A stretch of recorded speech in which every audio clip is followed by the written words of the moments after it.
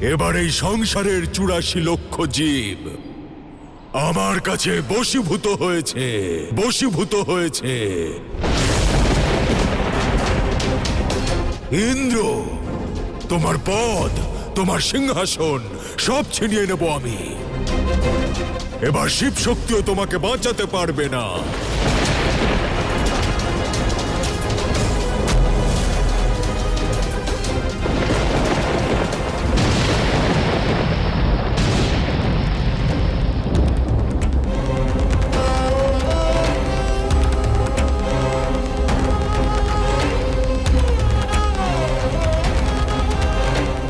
নারায়ণ, সংসারের দুর্গতি আপনিই আটকাতে পারেন।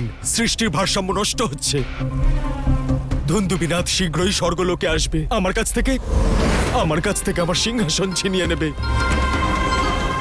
ব্রহ্মাদেব সাহায্য করবেন না বলে দিয়েছেন। আপনিই কিছু করুন প্রভু।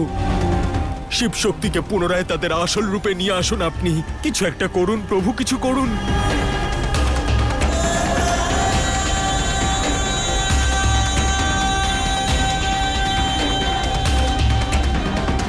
রুদ্র আর মহাকালীকে পুনরায় তাদের মূল স্বরূপে ফিরে আসতে হবে।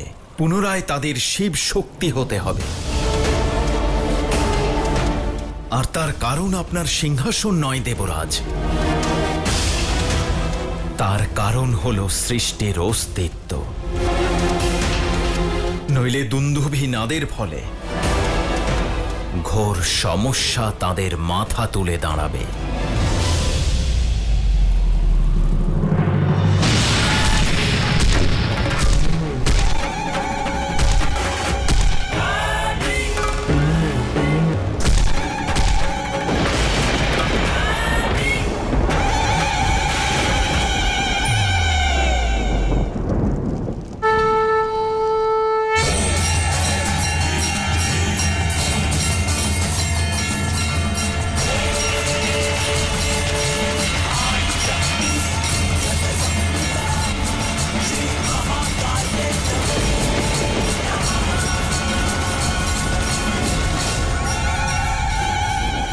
সত্যি এই সংকট উৎপন্ন হলে এই সংসারের সর্বনাশ নিশ্চিত, নিশ্চিত, নিশ্চিত।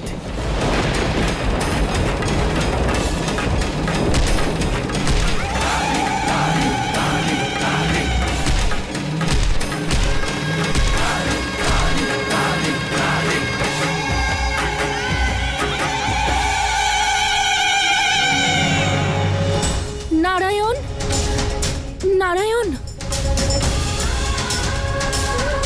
নারায়ণ, মনে হচ্ছে চারিদিকে সংকট ছেয়ে গেছে।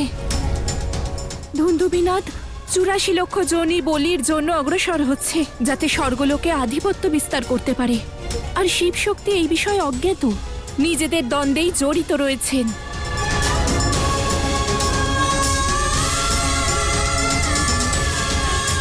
নারায়ণ, যদি এমন হয় তাহলে ন্যায়, সত্য আর নীতির বিনাশ ঘটবে। আমি জানি দেবী। তাহলে ইন্দ্রদেবকে সহায়তা করলেন না কেন? দেবী লক্ষ্মী, আমি ইন্দ্রদেবের সমস্যার থেকেও অনেক বেশি, আরো ভয়ঙ্কর সমস্যার সঙ্গে যুদ্ধ করার প্রস্তুতি নিচ্ছি দেবী।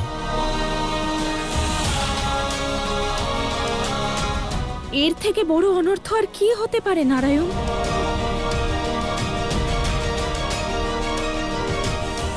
জানেন দেবী লক্ষ্মী, এটা কোন মন্দির?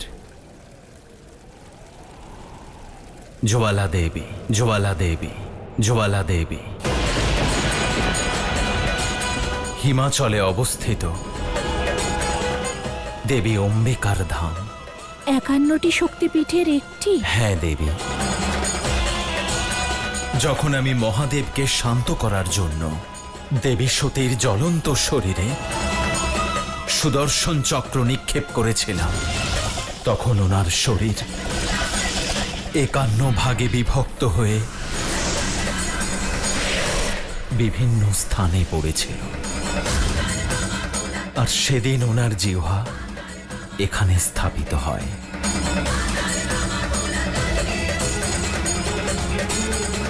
হ্যাঁ, আমি জানি নারায়ণ।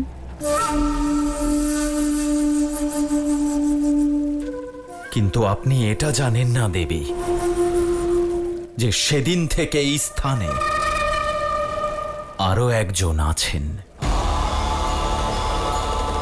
তিনি, যার জীবনের কেবল একটাই উদ্দেশ্য, এমন কোনো বস্তু কিংবা ব্যক্তি কিংবা শত্রুর ওপর আক্রমণ করা যে এই মহাপীঠে সংকট উৎপন্ন করতে পারে।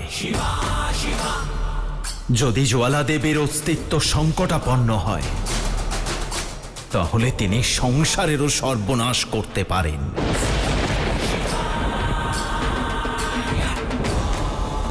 আর এটি মহাদেবের ক্রোধের সবচেয়ে ভয়ঙ্কর রূপ। বীরভদ্রের থেকেও অধিক ভয়াবহ স্বরূপ। শান্ত কিন্তু সংহারক, সৃষ্টিকে কাঁপিয়ে দেওয়ার মতো বিনাশকারী মূর্তি।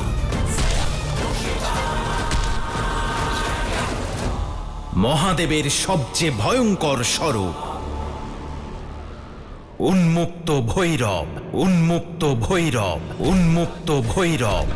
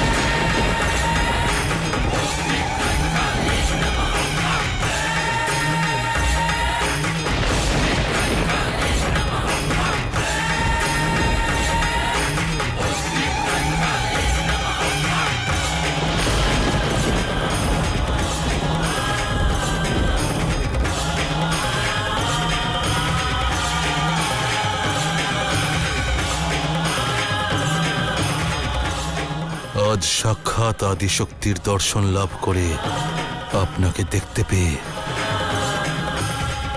আমি ধন্য হলাম। কিন্তু আপনার কোনো রূপকেই, কোনো স্বরূপকেই আমি এই মন্দিরের ক্ষতি করতে দেব না।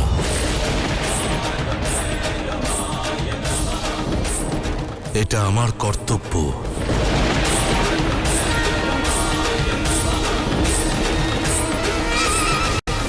কাল আর কালই কারোর মধ্যে প্রভেদ করে না, তা সে মানব হোক, দানব হোক, বা ভৈরব বা ভৈরব বা ভৈরব।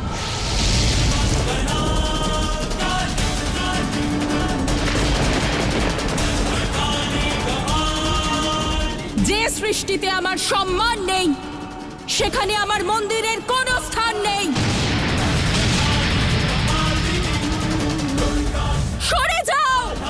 না দেবী, এ হলো আমার কর্তব্য, আর আমি কর্তব্য বিমুখ হতে পারবো না।